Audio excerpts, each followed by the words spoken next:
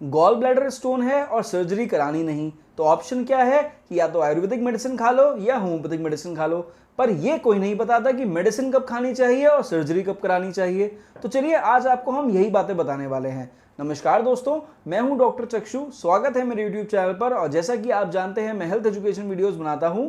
आज आपसे मैं बात करने वाला हूं गॉल ब्लैडर स्टोन क्या होता है, किस वजह से होता है, किसे हो सकता है, सिम्टम्स क्या होते हैं, इन्वेस्टिगेशंस कौन से कराने चाहिए, और आखिर में आपको बताएंगे कि सर्जरी कब जरूरी है और कब आपको मेडिसिनल ट्रीटमेंट लेना चाहिए गॉल ब्लैडर स्टोन के लिए।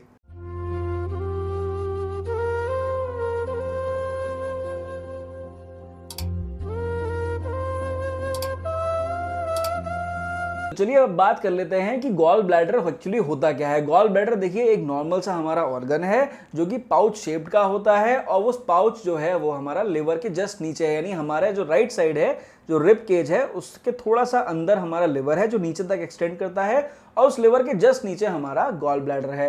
ये बेसिकली एक वॉल्व टाइप का स्ट्रक्चर, जैसे आपकी पानी की टंकी में एक वॉल्व होता है वैसा ही एक वॉल्व है, बस इस वॉल्व की अपनी छोटी सी स्टोरेज है। अब होता क्या है, लिवर जो है वो हमारे महाराज सिक्रीट करते हैं बाइल, वो बाइल वहां से आती है, हमारे गॉल ब्लैडर में थोड़ी देर स्टोर्ड रहती है।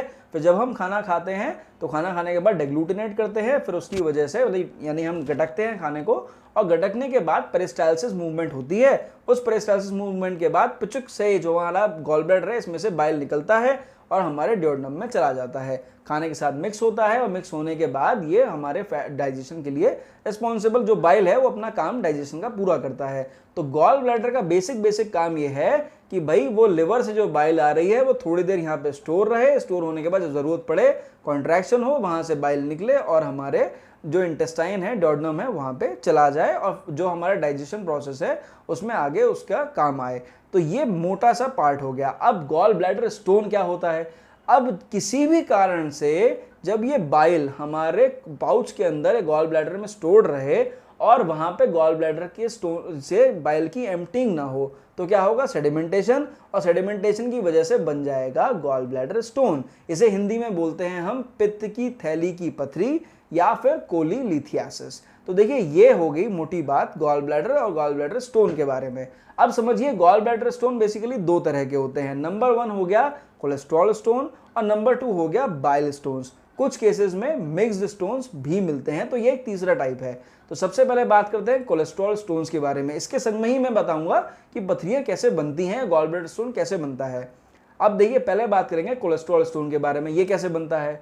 अब भाई हम लोग हिंदुस्तानी हैं, खाने पीने का शौक है। जब हम लोग ज़्यादा स्पाइसी खाना खाते हैं, ज़्यादा ऑयली खाना खाते हैं, फास्ट फूड ज़्यादा खाते हैं, तो हमारे ब्लड के अंदर, हमारी बॉडी में ट्राइग्लिसराइड्स और हमारा कोलेस्ट्रॉल लेवल बढ़ जाता है। तो ऐसे में जब कोलेस्ट्रॉल लेवल जो बढ़ता है वो ब्लड के थ्रू हमारा पहुंचता है लिवर के अंदर। लिवर महाराज का काम है इसी फैट को उठाना, इसे डाइजेस्ट करना, मेटाबोलाइज करना, और मेटाबोलाइज करने के बाद इसे कन्वर्ट करना एनर्जी में।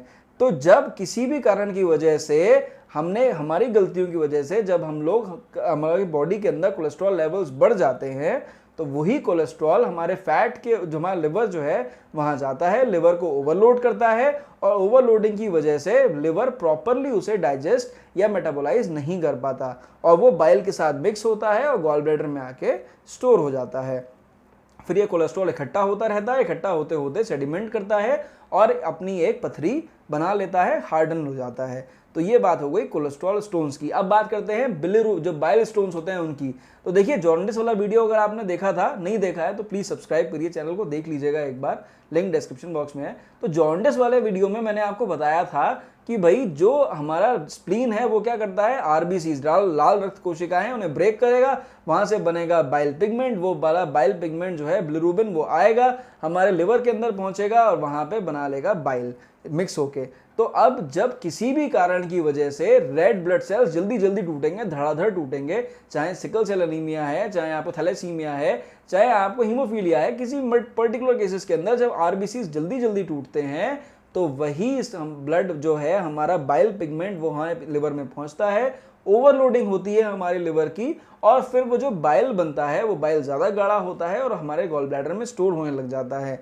और जैसे जैसे स्टोर रहेगा फिर वही प्रोसेस की सेडिमेंट करेगा, और सेडिमेंट होने के बाद वो बन जाएगा बाइल स्टोन्स। अब बात करते हैं मिक्स्ड स्टोन्स कैसे बनते हैं। तो देखिए मिक्स्ड स्टोन्स के केस में क्या होता है किन्हीं भी कारणों की वजह से, चाहे लिवर कैंसर हो रहा हो, चाहे पैनक्रियास का कैंसर हो रहा हो, चाहे इंटेस्टिनल कैंसर हो रहा हो, या फिर कोई चोट लगी हो, ट्रॉमा हुआ हो, या फिर कोई किसी भी कारण की वजह से सूजन आ रही हो लिवर के अंदर या हमारे स्प्लीन के अंदर या हमारे पैनक्रियास के अंदर, इन किसी भी पर्टिकुलर रीजन की वजह से जब हमारी बाइल डक्ट ब्लॉक हो जाती है, चाहे वो कॉमन बाइल डक्ट हो चाहे वो बाइल डक्ट हो, तो वहां से हमारा जो गॉल ब्लैडर महाराज हैं वो कॉन्ट्रैक्शंस होने के बावजूद बाइल वहां से निकाल नहीं पाते और काफी टाइम तक बाइल हमारे गॉल ब्लैडर में स्टोर रहता है। अब वो बाइल के अंदर प्रोटीन्स भी है, वाटर भी है और उसके अंदर नॉर्मल हमारा कोलेस्ट्रॉल भी है, ट्राइग्लिसराइड सब चीज़ है, तो वो सारी चीज़ें मिक्स हो जाती हैं, सेडिमेंट हो जाती हैं और बना देती हैं मिक्स्ड स्टोन्स। तो देखिए इस तरह से बनते हैं हमारे गॉल ब्लैडर में स्टोन। समझ गए आप?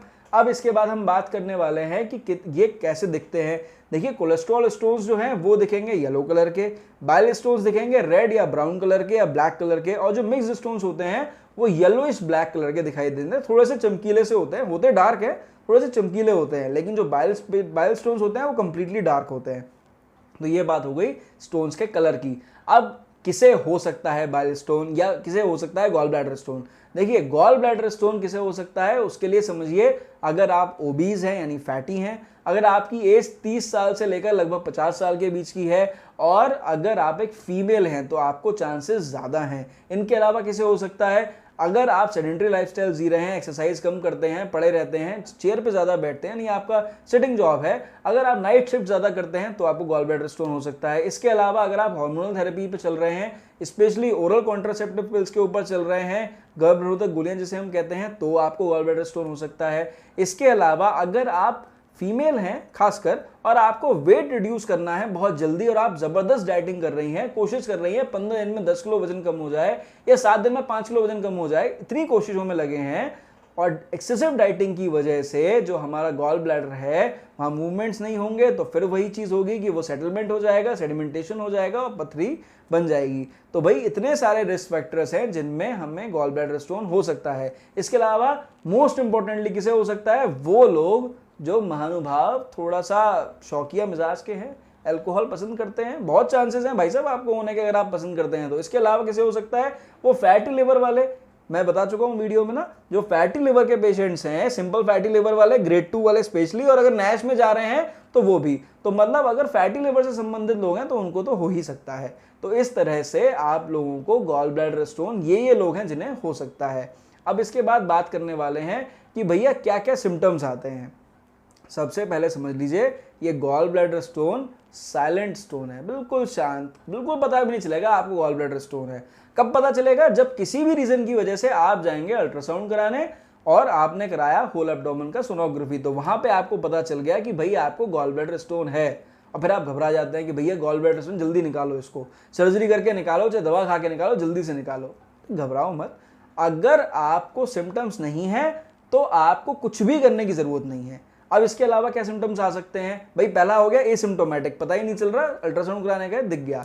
अब एसिम्प्टोमेटिक के बाद अगर आपको किसी भी रीजन की वजह से आपके गॉल ब्लैडर के स्टोन का साइज ज्यादा बड़ा है और अगर वो ज्यादा आगे की तरफ में इन्फ्लेमेशन कर रहा है गॉल ब्लैडर में, यानी आपको जो कोलिसिस्टाइटिस है वो कॉज कर रहा है, तो उसकी वजह से क्या होगा? पेन होने लग जाएगा। Pain will be very excruciating, बहुत ज्यादा जबरदस्त होता है, स्टिचिंग पेन होता है, चुभन जैसा दर्द होता है, ऐसा लगता है जैसे कि ये जो एरिया हमारा राइट साइड का है ये पूरा चुभेगा बुरी तरह से। हो सकता है ये दर्द आगे से पीछे की तरफ यानी पीठ की तरफ को जाए, हो सकता है ये हमारे कंधे की तरफ राइट शोल्डर में जाए, ये भी हो सकता है कि वो पेन हमारा स्टर्नम की तरफ जाए। तो ये इतना एक्सक्रूशिएटिंग पेन होता है, तब तो कंफर्म हो जाता है कि ये आपको गॉल ब्लैडर स्टोन ही है। जब आप डॉक्टर्स के पास आते हैं, ये सिम्टम बताते हैं, स्पेशली राइट साइड में पेन है, इतना एक्सक्रूशिएटिंग पेन है, तो कंफर्म हो जाता है एग्जामिनेशन के बाद कि भाई गॉल ब्लैडर स्टोन है।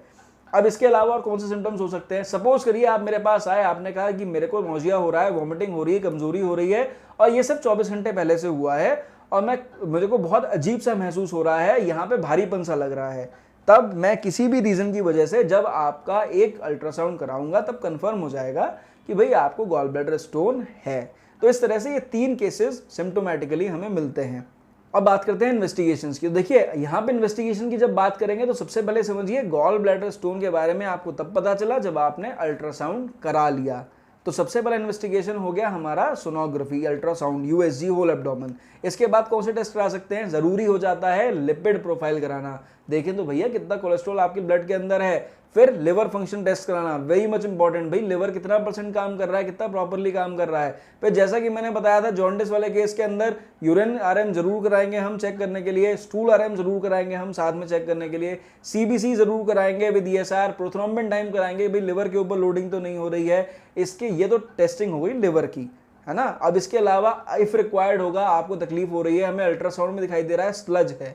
स्लज का मतलब क्या हुआ ये समझ लीजिएगा। स्लज का मतलब हुआ गंदगी है, इकट्ठी हो रही है, प्रेसिपिटेशन हो रहा है, सेडिमेंटेशन हो रहा है, पथरी नहीं दिखाई दे रही, बाइल बहुत ज्यादा गाढ़ा है, that is called as sludge. तो अगर स्लज हमें दिखाई देता है अल्ट्रासाउंड में तो बहुत जरूरी है या तो सीटी स्कैन कराना या एमआरआई कराना। अब क्या होता है कुछ केसेस के अंदर हमें लैप्रोस्कोपी से, लैप्रोस्कोप जो होती है उससे भी देखना पड़ता है कि भाई क्या कहाँ पे गॉल ब्लैडर के क्या हाल है, आसपास स्वेलिंग तो नहीं है। इफ रिक्वायर्ड होता है तो हमें और भी चीजें देखनी पड़ती हैं। तो इस तरह से मोटे मोटे तौर पर समझ लीजिए कि ये सारे इन्वेस्टिगेशंस जो हम करते हैं वो जरूरी हो जाते हैं तब जब कंफर्म हो जाए कि आपको यूएसजी से कंफर्म हो गया कि आपको गॉल ब्लैडर स्टोन है। अब जब तक कंफर्म नहीं है गॉल ब्लैडर स्टोन है तब तक हम एक दूसरा प्रोसेस लेते हैं देखने के लिए, और उसमें भी सबसे पहला स्टेप आ जाता है कि एक अल्ट्रासाउंड तो करा ही लेते हैं पेशेंट का कंफर्म करने के लिए कि गॉल ब्लैडर स्टोन है या नहीं है। अब अगली सवाल जो बहुत इंपॉर्टेंट है जिसके बारे में वीडियो की शुरुआत में बात करी थी, कब सर्जरी जरूरी है। अब इस सवाल का जवाब इस तरह से समझ लीजिए कि ये डिपेंड करता है आपके गॉल ब्लैडर में कितने स्टोन हैं। अब कितने स्टोन हो सकते हैं, हो सकता है सॉलिटरी हो, सिंगल स्टोन हो, छोटा भी हो सकता है, बड़ा भी हो सकता है। छोटा कितना 2 mm का भी हो सकता है और बड़ा कितना एक गोल्फ बॉल के बराबर भी हो सकता है, यानी 10 mm से ज्यादा भी हो सकता है। ठीक है, कुछ केसेस में देखा गया है कि 14 mm तक भी हो जाता है gall bladder single solitary stone. पर अगर सॉलिटरी नहीं है तो 2 भी हो सकते हैं, छोटे छोटे भी हो सकते हैं, मल्टीपल भी हो सकते हैं, और हो सकता है पूरा पाउच यानी पूरा गॉल ब्लैडर आपका स्टोन से भरा हुआ हो। तो अब सर्जरी कब एविडेंट है, अगर कोई पेन नहीं है तो आपको पता ही नहीं चलेगा। अब आपने अल्ट्रासाउंड कराया और आपको दिखाई देगा वहां पे स्लज है, सर्जरी जरूरी नहीं है। 2 mm की पथरी है, 2 mm स्टोन है, सर्जरी जरूरी नहीं है। एसिम्प्टोमेटिक है, सर्जरी रेलिवेंट नहीं है। अगर ये स्टोन 10 mm से ज्यादा भी है पर वहां पे कोई इन्फ्लेमेशन नहीं कर रहा है, यानी कोलिसिस्टाइटिस नहीं कर रहा है, किसी और तरह की इंजरी या ट्रॉमा कॉज नहीं कर रहा है, उसकी वजह से कोई आसपास के ऑर्गन के ऊपर स्पेशली जो बाइल डक्ट्स हैं उसके ऊपर कोई प्रेशर नहीं पड़ रहा है, और स्पेशली अगर हमारा वो स्टोन बाइल डक्ट में नहीं फंस रहा है तो वहां पे सर्जरी की कोई आवश्यकता नहीं है। अब जरूरी कब हो जाती है, अगर वहां पे स्टोन फंसने लग जाएगा तो क्या होगा, पैनक्रेटाइटिस भी कर सकता है, कोलिसिस्टाइटिस भी कर सकता है, एक्सक्रूशिएटिंग पेन कर सकता है जिसमें मरीज को आराम ही नहीं आ रहा है दवाइयों से। ऐसे में बहुत जरूरी हो जाता है कि आप इमरजेंसी में सर्जरी करवा लीजिए। कौन कौन से ऑप्शंस हैं, आप ओपन सर्जरी भी करवा सकते हैं जो आजकल लोग कम करवाते हैं, लैप्रोस्कोपी ही ज्यादा करवाते हैं। अब लैप्रोस्कोपी में अक्सर ऐसा देखा गया है कि रिमूव करना पड़ जाता है पूरा गॉल ब्लैडर। तो देखिए समझिए कब रिमूव करना पड़ता है, अगर ये डिपेंड करता है सर्जन टू सर्जन, लेकिन अगर हम आइडियली बात करें तो अगर हमने देखा गॉल ब्लैडर का पाउच कंप्लीटली फिल्ड है विद स्टोन्स और वहां पे लैप्रोस्कोप से आप रिमूव नहीं कर सकते तो वहां पे गॉल ब्लैडर रिमूव करना पड़ जाता है, कोलिसिस्टेक्टमी करनी पड़ जाती है। अगर बड़े बड़े स्टोन्स हैं और हम उसे क्रश नहीं कर सकते, किसी भी तरह से रिमूव भी नहीं कर सकते, तो भी हमें पूरा गॉल ब्लैडर रिमूव करना पड़ जाता है। इसके अलावा अगर किसी भी रीजन की वजह से वहां पे जो स्टोन था वो फंस गया इन द नेक और उसकी वजह से वो आसपास के एरियाज में जैसे पैनक्रेटाइटिस करने लग गया और गॉल ब्लैडर में इन्फ्लेमेशन करने लग गया, उसकी वजह से टॉक्सिसिटी हो रही है, पेशेंट की लाइफ के ऊपर बात आ रही है, तो वहां पे भी इमरजेंसी में सर्जरी करनी पड़ जाती है। अब क्या प्रेफर करना चाहिए, ओपन सर्जरी या लैप्रोस्कोपी? देखिए मैं आपसे कहूंगा डिपेंड करता है आपके सर्जन के ऊपर। अगर आपके सर्जन को लग रहा है ओपन सर्जरी से आसानी से रिमूव कर सकते हैं तो ओपन सर्जरी कराइए। अगर आप उनको लगता है लैप्रोस्कोपी से रिमूव करनी चाहिए तो लैप्रोस्कोपी कराइए। It depends from case to case कि भाई वहां पे पथरी का साइज क्या है, आसपास के ऑर्गन्स पर कितना इफेक्ट पड़ रहा है, कितनी सारी पथरियां हैं, पेशेंट के क्या सिम्टम्स हैं। ठीक, अब बात करते हैं दवाइयों की कि भैया कब दवा खानी चाहिए। कोई भी दवा खाइए, चाहे आयुर्वेदिक खाइए चाहे होम्योपैथिक खाइए, कुछ बहुत सारी दवाइयां अभी एलोपैथी में भी मौजूद है, मॉडर्न मेडिसिन में भी हैं, तो डिपेंड करता है कब दवा खानी चाहिए। बहुत ध्यान से समझ लीजिए, अगर आप एसिम्प्टोमेटिक हैं, अल्ट्रासाउंड कराने गए हैं, पता चल गया पथरी है तो घबराइए मत, मेडिसिन लीजिए, कोई सी भी लीजिए, उससे आपकी हो सकता है धीरे धीरे करके डिसॉल्व हो जाए। पर डाइट बहुत जरूरी हो जाती है, परहेज बहुत जरूरी हो जाता है, और फिर दवाइयों को सिलेक्शन बहुत जरूरी हो जाता है। इन सब चीजों के बारे में हम एक सेपरेट वीडियो में बात करेंगे। तो अभी समझ लीजिए दवाइयाँ कब ज़रूरी हैं। अल्ट्रासाउंड कराया, सॉलिटरी स्टोन था, 10 mm से छोटा था, आसपास कोई दिक्कत नहीं कर रहा था, सिर्फ पड़ा हुआ स्टोन है, तो आप प्रेफर कर सकते हैं ऑल्टरनेटिव थेरेपीज या ऑल्टरनेटिव मेडिसिन आयुर्वेदिक और homeopathic for the removal of stone, या फिर वहाँ पे स्टोन गला दिया जाए। तो ये बहुत ध्यान से समझ लीजिएगा इस बात को। इसके अलावा और कब आप प्रेफर कर सकते हैं, अगर सपोज करिए आपके जो गॉल ब्लैडर है उसके अंदर मल्टीपल स्टोन्स हैं, पर सारे स्टोन्स छोटे छोटे हैं, मतलब कोई भी स्टोन आपका 5 mm से बड़ा नहीं है, सब 5 mm से छोटे स्टोन्स हैं, तो ऐसे केस में भी आप प्रेफर कर सकते हैं मेडिसिन लेना। इसके अलावा अगर आपका गॉल ब्लैडर के अंदर सिर्फ स्लज है, और स्लज का मतलब मैं पहले भी बता चुका, स्लज है और उसकी वजह से कोई इन्फ्लेमेशन नहीं हो रहा, आसपास कोई दिक्कत नहीं हो रही, कंप्लीटली फिट एंड फाइन है, साइलेंट है, तब आप मेडिसिन ज़रूर लीजिए। तो इस तरह से मैंने आपको इस वीडियो में बता दिया कि कब सर्जरी करानी चाहिए, कब सर्जरी नहीं करानी चाहिए, कब दवाइयाँ खानी चाहिए, गॉल ब्लैडर स्टोन क्या होता है, कितने तरह का होता है, क्या सिम्टम्स होते हैं, कौन से इन्वेस्टिगेशंस होते हैं। तो आज इस वीडियो में मुझे सिर्फ यही बातें आपसे करनी थी। इसके बाद नेक्स्ट वीडियो में बात करने वाले हैं डाइट के बारे में, परहेज के बारे में, और आपको बताएंगे इफेक्टिव होम्योपैथिक मेडिकेशन जिससे गॉल ब्लैडर स्टोन रिमूव हो सकता है। तो प्लीज़ चैनल को सब्सक्राइब जरूर कीजिए। आशा करता हूँ वीडियो आपको पसंद आई होगी। पसंद आने पर प्लीज़ आप वीडियो को लाइक कीजिए, जनहित में प्लीज़ शेयर कीजिए और चैनल को सब्सक्राइब कीजिए। तो मेरी तरफ से नमस्कार, थैंक यू।